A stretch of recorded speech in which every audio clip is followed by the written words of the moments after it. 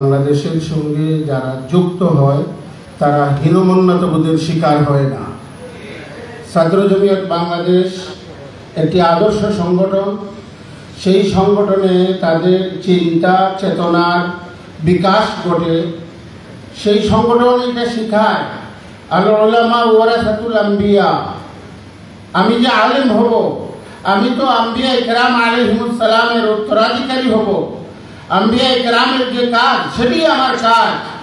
সেই কাজ আমি করে সময় পাবো কোথায় অন্য কোনো চিন্তা করা?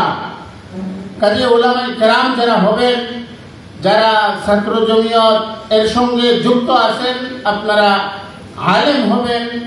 আপনারা যখন লেখাপড়া শেষ করবেন তো উলামা ইকরাম আম্বিয়া ইকরামের উত্তরাধিকারী হিসাবে আম্বিয়া ইকরামের যে ব্যথা বেদনা উম্মতকে নিয়ে, সেই ব্যথা বেদনা নিয়ে আপনাদের কাজ করতে হবে।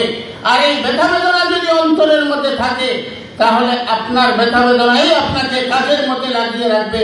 আপনি হীনমন্যতাবোধের শিকার হবেন না।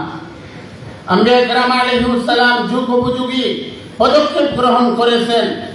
কাজে আমরাও উলামা ইকরাম যারা হব, আমরা সময়ের চাহিদা অনুযায়ী আমাদের কর্মসূচি, আমাদের কর্মপন্থা নির্ধারণ করব।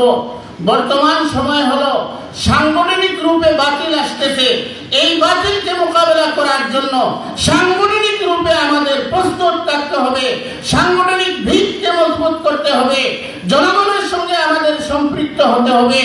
আর জনগণের সঙ্গে সম্পৃক্ত হয়ে সবাইকে যদি আমরা এই আমাদের জমিয়তের কর্মসূচির সঙ্গে যুক্ত করতে পারি, তাহলে দেশের স্বাধীনতা অক্ষুণ্ণ থাকবে, এদেশের দিনী কাজ অক্ষুণ্ণ থাকবে, আমাদের অস্তিত্ব নিরাপদ থাকবে।